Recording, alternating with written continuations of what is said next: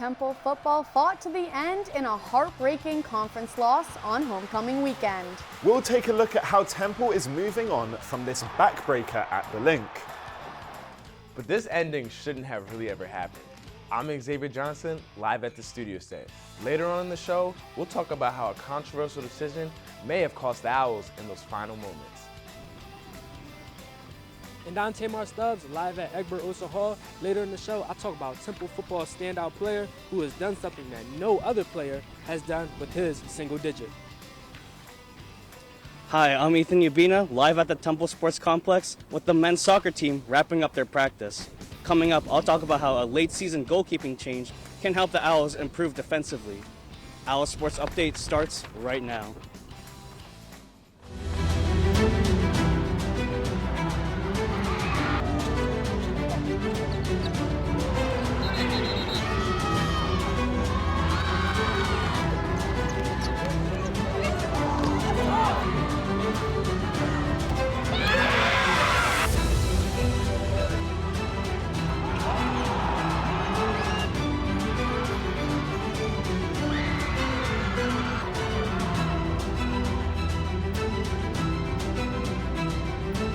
Hello and welcome to another edition of OwlSports Update. I'm Kayla Levine alongside Gabriel Linington. We have a packed show today with some preseason news on men's and women's basketball. Homecoming is in the rearview mirror. It's now time to look ahead to conference game number 3 in Charlotte.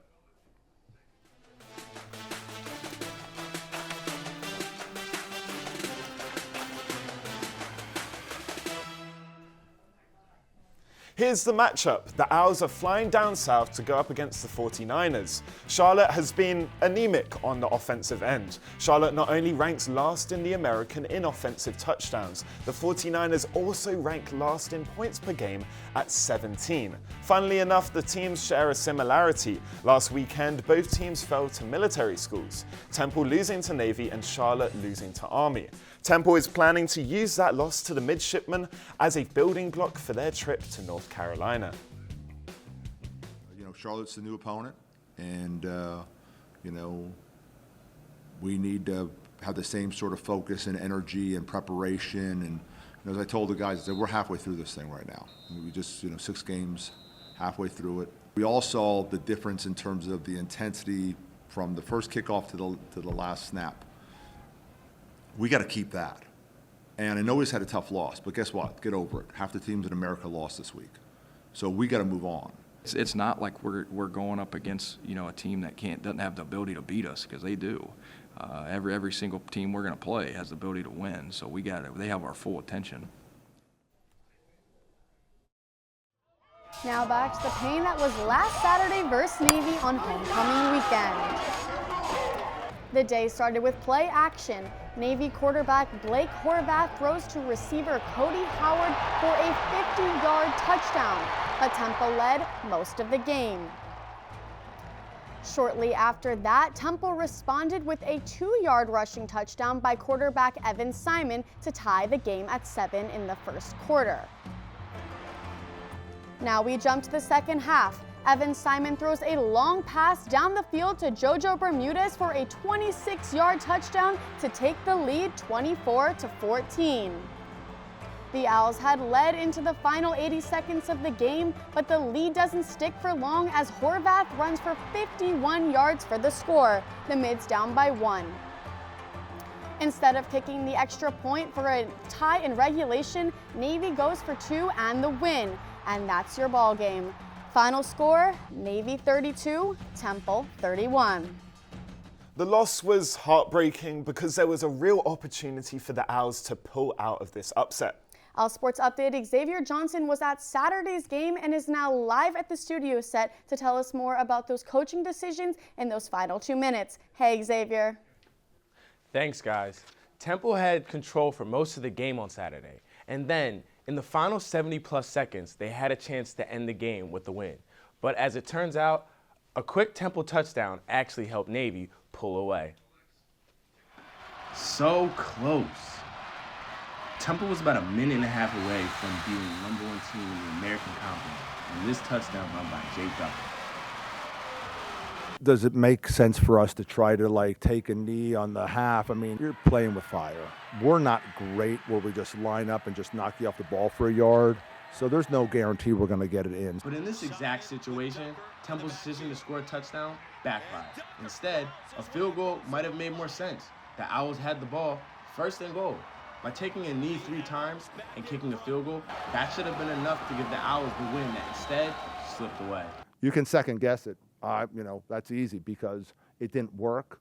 But, I think our mindset was they don't have a sophisticated passing game. Let's go play defense. But Navy didn't even need its pass game. All the Miz needed was Blake Horvath's legs. And those few extra seconds for them to win the game. I know the pluses and the minuses, but boy, there's a lot of danger in taking those snaps and trying to take a lead.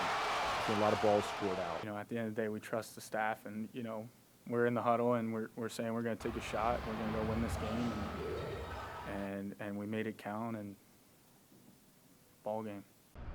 So now, instead of Temple having a 4-2 record and being 2-0 in the conference, they're back to being a 500 team with a loss and a long list of what ifs. Temple had more total yards, better time of possession, and led most of the game. But the late game decision not to bleed the clock out was the most crucial moment of all. From the studio set, I'm Xavier Johnson. Back to you guys at the desk.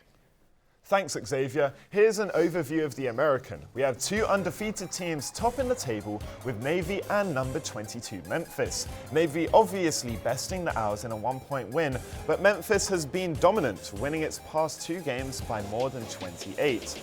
Then another ranked team at 5-1 in South Florida. That is 19th in the country. The 2 American ranked teams are set to go head-to-head on the 25th. Also at 5-1 is the Green Wave, then FAU and Army close behind.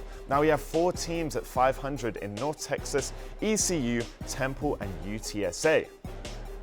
That's where Temple lands in the standings, but let's take a deeper dive into the team. And who better to do that than Inside the Nest beat reporter Haley Smith. Thanks for coming on. Thanks for having me. So obviously it was an absolute heartbreaker, but what could Temple take from that game against Navy into the next game in Charlotte? Yeah, it was a heartbreaker, but you have to remember Navy came into this game undefeated. So the defense looked much better. That's been something I've been talking about the past few weeks, is they've come out just down. And then they wait till the second half to pick up the intensity. They only let Navy score 7 points in the first half. So I think the defense looked much better, and we can't forget Evan Simon had his best passing game of the season. So those are pretty good numbers heading into this week. And we're looking at a team like Charlotte, who's 1-5 on this season. They also have the worst rushing defense. What are we going to see coming from Temple? Because Evan Simon just had one of his best games in Navy. Yeah, so I think they should definitely use that to their advantage, take what the defense is giving you, but also stick to what's been working for you. Like you said, Evan's coming off of a great game, so I'd like to see him pass more. And quick follow-up on that, Evan Simon has the highest passing rating in the league right now. Do you think they're going to utilize that? Yeah, I think they definitely will. It would not be a good idea to not. That's what's working for you. But I think he needs to focus on staying efficient. He's been great. And just no interceptions again. Go week 7 with no interceptions. Then looking into the future, Temple's got a pretty good 3-game stretch. We've got Tulsa, Charlotte, and then a more even matchup in ECU. Do you think they're going to be bowl eligible after this? I think so. I think they're going to take those wins over Tulsa and Charlotte, of course. And I think ECU is going to be tough, but I think that's one that they definitely have the potential to win. Casey Keeler's talked about all of these games being 50-50 games for them, and I see a bowl eligible after those 3 weeks. Well, I think a successful season is just on the horizon, but thanks for coming on. Now we are up against our first break of the show, but don't go anywhere just yet. We took a macro look at the team, but Temple football coverage isn't done in today's show. When we come back, we will take a micro look talking about a specific Temple player who is single-digit worthy. We'll be back in 90 seconds.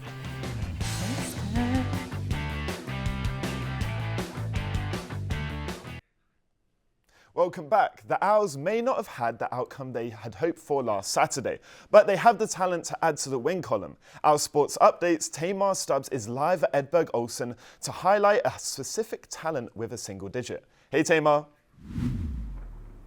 Thanks, Gabriel. Temple's punter, Dante Etten, isn't your regular special teamer. He's the first when it comes to owning a single digit, and this comes from a guy who just recently picked up the game of football. Dante Etten will put a foot on it. Low line. Junior Dante Etten has done something no other Temple specialist has ever done. He has earned the coveted single digit. I'm just grateful. I'm grateful my teammates look at me like that, and I just got to uphold that standard that they appointed me to every day. Etten spent 3 years as Temple's primary punter, and it's his foot and leadership that earned him the number 7, as voted on by teammates.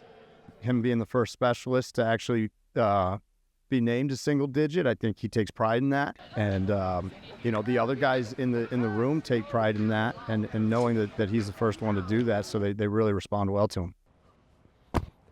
Dante Etten was named to the Ray Guy Award watch list, signifying him as one of the best punters in the nation. And it's notable that he started the game of football late, and he's not even from this country. I was 21 when I came to the game of football, and I learned from there. I learned by playing. Here's a boot, and it's a good one. There's a program called Pro Kick Australia, and basically what they do is they send punters like myself over to the States, and they basically connect us with schools, and then it just goes on like that. They teach us how to punt, how to pro punt, how to do all that. Etten is averaging 40 yards per punt on 30 attempts, with one punt traveling 52 yards. And he's at the point where he understands what makes a great punter and a great leader. He's hung it up there. He's given our guys a chance to cover, and we're forcing a lot of fair catches, which is what we're looking to do. Dante's punts and leadership are crucial to Temple's turnaround season. And one interesting note, Etten set a career high for most punts in the game with 12 and most punting yards in the game at 459 in Temple's loss this season to Oklahoma. Live from Egbert Olson Hall, I'm Tamar Stubbs. Back to you guys at the desk. Thanks, Tamar. Temple Talk is back as always each Friday at 12 p.m. and again at 8 p.m. on TUTV. The voice of the Owls, Kevin Kopp, is joined each week by Coach Kayla alongside other coaches and players. This week, Kayla reflected on the homecoming heartbreak and how well his team is responding to the loss against Navy. And I only can heal once I see them. Yeah. I only can heal once I'm on the field with them. And we healed on Monday, and Tuesday was phenomenal. And I gave such credit to the leadership, because the leadership was like, we're not going to let one loss become two. And we're halfway through this thing, and we're knotted up at 3-3, and we have a big one coming up this week against Charlotte. Temple hoop teams are back on Broad for the 2025-2026 season. Adam Fisher and his new recruits are gearing up with a roster that has a ton of new names and faces. Same for women's coach Diane Richardson. The Owls are kicking their season off after a tough second-round exit in the American last spring. Starting off with men's preseason poll, we have Temple, who placed in the 9th spot overall, sitting with 65 points after ending their season with a first-round exit in the AAC tournament last year. And in the number 1 spot, we have Memphis with 11 total first-place votes. The Tigers were the only American Conference team to be nationally ranked last season. And sitting close behind in 2nd place is South Florida. Temple opens the season at home versus Delaware State on November 5th. Now for the women's. For the 6th consecutive time, there is South Florida in first place with a total of 143 points. In 2nd place are the Roadrunners of UTSA, and sitting in 3rd is the Rice Owls, who are followed by the other Owls in Temple. The Owls ended their season in 3rd in conference last year, sitting at 13-5 and 20-11 overall. The women open their season at home versus George Mason on November 3rd. And finally, for the women, the preseason all-conference team is out. On the list is Temple's very own Kayla Turner. Turner was named last season's AAC 6th Player of the Year after her first season on North Broad. This past Sunday, Temple had one of its most dominant performances of the season, a shutout 6-0 victory against a non-conference opponent in Lockhaven. This was the Owls' highest scoring game of the season and their 10th win. The Owls are now ranked 26th in the country at 10-3, one of those 3 setbacks happening just 2 days earlier on Friday against the Yukon Huskies. This game is at home as teams battle for playoff positioning. No scoring in the first quarter, however, Temple did have the better of the play at times with some pressure on Natalie McKenna, who's the UConn goalie. The first shot was a rip from number 10, Lunica Kerkov, that was almost deflected in.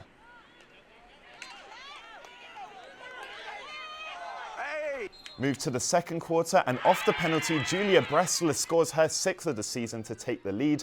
The Owls are shut out for just the second time this season. Both shutouts coming at home, your final 1-0. The Temple loss really hurts when we take a look at the conference standings. Remember, the top 4 teams make the playoffs, and the first tiebreaker is head-to-head. So right now, Temple is actually on the outside looking in. And Temple still has to play nationally ranked Liberty. The Flames have only lost 2 games this season to the number 1 and 2 teams in the country. And up next for the Owls is a vital road game against Old Dominion for a potential leapfrog into 3rd. Time for a break, but when we come back, some soccer with 2 teams desperately looking for a W, alongside with a new starting goaltender for the men's team. We have a live report when OwlSports Update returns. We'll be back in 90 seconds. Welcome back. Temple men's and women's soccer are struggling to find their stride this season. But we'll start with the men's team. They were at home on Sunday hosting the Golden Hurricane. Starting with the first half, early on, Temple missed 2 shots coming from Charlie Votel and Aiden O'Sullivan on both sides of the goal. Right after that, a quick corner kick shot by Carlita Salin for Tulsa. Tulsa was consistent on offense with 20 shots on goal compared to Temple's 12. Tulsa eventually breaks through with a header by Luke Adams, putting the Hurricane up 1-0. With the final shot on goal to end the first half is once again forward Charlie Votel. Going into the second half, Temple was peppered with shots. Goalkeeper Preston Neal tallied 6 over the contest. Soon after, Elliot Rigbert just inches off of equalising. Finally, Tulsa with a premium chance to go 2-0, but he skies it. But that didn't hurt Tulsa as the Golden Hurricane wins 1-0. For the women, over the weekend, the Owls faced off against Charlotte 49ers in a 2-0 loss with a silent first half from both teams. The 49ers got on the board with a goal from Rory Brown. Temple was outshot 16-2 and had no luck getting through the 49ers defense. The Owls now fall to 3-13 on the season and 0-7 in conference play. I spoke about Preston Neal and the men's team in the highlights, but he's taken over the starting role in goal. OwlSport Updates, Ethan Ubina is live at the Temple Sport Complex to give us a look. Hey, Ethan. Thanks, guys. It's been a very tough year for the men's soccer team, with just 1 win so far. But in the net, senior transfer Preston Neal has been the steady hands for the last few games.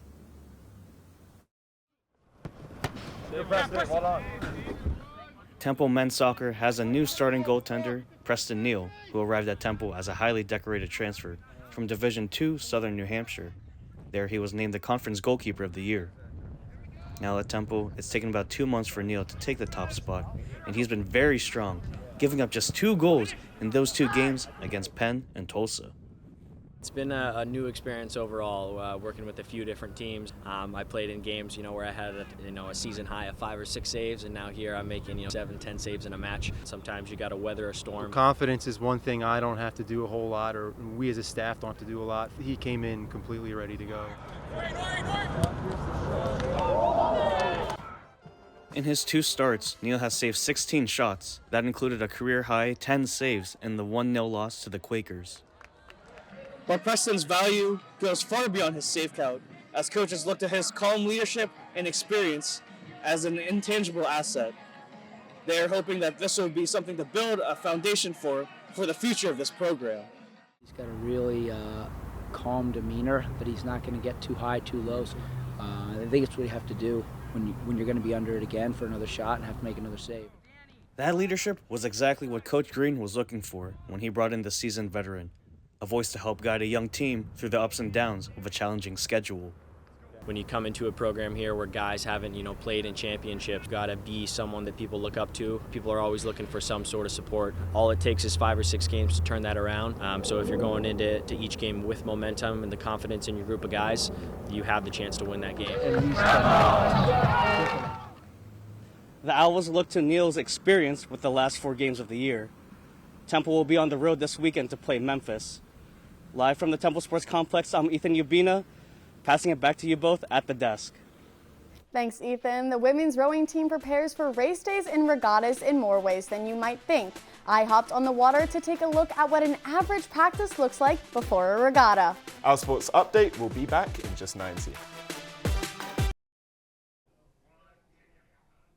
Welcome back. Preparations for a race day and for a regatta for the women's rowing team is not an easy task. Practices are a few miles down the road at the Schuylkill River, and these practices combine a mix of regular rowing and design routes as the team is up early and ready to get on the river.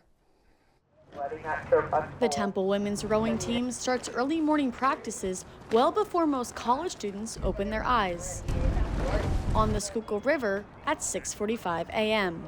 So we'll be out here rowing 20K a day, so 10K or 10 miles essentially every day. On this morning, it's 45 degrees in Philadelphia and the water isn't much warmer. You know, we're out here for about 2 hours on the water rowing, so a lot of strokes and then some work at sort of race pace. But then like today, you guys saw today, we were doing a little bit more like visualization, kind of practicing some of the more strategy parts of racing, the turning, the building into things. Rebecca Grozbowski is the team's head coach. She oversees the practices as well as helps critique and motivate her team side by side on her own boat. This is what an average practice looks like for the team heading into a race day and a regatta. They have more of a low velocity practices compared to weeks prior where they have high velocity practices in preparations for these types of races. We're typically the week before doing like at speed work. So we're like doing race pace around the turns and stuff, and the coxswains are like visualizing the race and making calls to like simulate the way that we would be doing in the race. All season long, the team designs practices geared towards improving their times on race day. The Varsity 8 and Varsity 4 boats typically row about 2,000 meters in their meets. I feel like mentally and physically we're just like everybody's in the AT room specifically, like making sure that our bodies are prepped for race day, but also mentally just kind of like leaning on your teammates. Like nobody like goes through it alone. Like I know there's like a nervous energy for sure, but like everybody's doing it together. It's a long morning on the water most weekdays, but this work is what allows the Owls to realize what is possible on the weekends when the starting gun goes off. 2, 1, 2. Temple! The team's next challenge is the head of the Schuylkill Regatta on October 25th. The Owls will stay on the Schuylkill River for the annual 2-day event in hopes of a win to end the month of October. A jam-packed weekend here at the Nest. On Friday, the cross-country teams are heading to Princeton for the Fall Classic. Then we have that vital game I was talking about in Old Dominion for the field hockey squad. And to round out Friday, volleyball is heading down south to FAU. On Saturday, football is trying to bounce back from homecoming weekend against Charlotte. Men's soccer against Memphis. Then on Sunday, field hockey has a Philly rival in UPenn, and volleyball is staying down south against South Florida. Finally, men's crew is out all day at the head of the Charles Regatta. That's all we have the time for today, but don't worry, you don't have to miss any updates on Temple Sports. You can find all of the news on our social channel at OwlSports Update. From everyone in the TV3 studio, I'm Gabriel Linington. And I'm Kayla Levine. Have a great rest of your day.